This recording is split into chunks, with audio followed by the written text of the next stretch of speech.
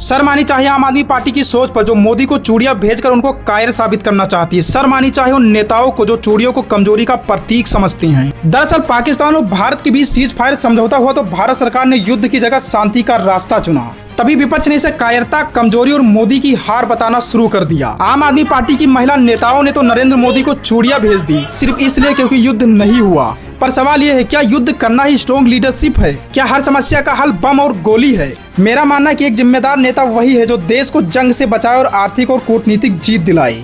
आज जो लोग सीज फायर हो जाने पर देश के नेतृत्व पर सवाल खड़ा कर रहे हैं, वो भी बिना रणनीति और देश की स्थिति समझे। ये वही लोग हैं जो संसद में जनता के असली मुद्दों से भाग जाते हैं। विपक्ष को जनता की तब तक याद नहीं आती जब तक कोई चुनाव न हो। युद्ध की बात करने वाले नेता न खुद कभी सीमा पर गए हैं और न ही उनके बच्चे फौज में हैं। राजनीतिक फायदे के लिए देश के नेतृत्व पर और सेना पर सवाल खड़ा करना ये असली कायरता है। सीज फायर को कमजोरी कहना देश की सेना और उनके पराक्रम का अपमान है, क्योंकि जो सैनिक सीमा पर खड़े होते हैं वो जानते हैं कि युद्ध का असली दर्द क्या है। उनके लिए युद्ध जश्न नहीं, एक बलिदान होता है। अब जरा सोचिए, अगर युद्ध होता तो क्या होता?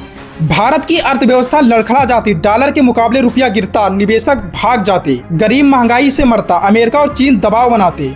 युद्ध का फायदा पाकिस्तान को तो नहीं होता, लेकिन भारत को कई साल पीछे धकेल देता। सिर्फ चुनाव जीतने के लिए, सोशल मीडिया पर वाहवाही लूटने के लिए देश को जंग में झोंक देना, ये बेवकूफी होती है, रणनीति नहीं। भारत का असली युद्ध है गरीबी से, बेरोजगारी से, शिक्षा और स्वास्थ्य गिरते स्तर से। इन मोर्चों पर जीतना ज्यादा जरूरी है। कूटनीति से मिली जीत भी उतनी ही बड़ी होती है जितनी युद्ध से।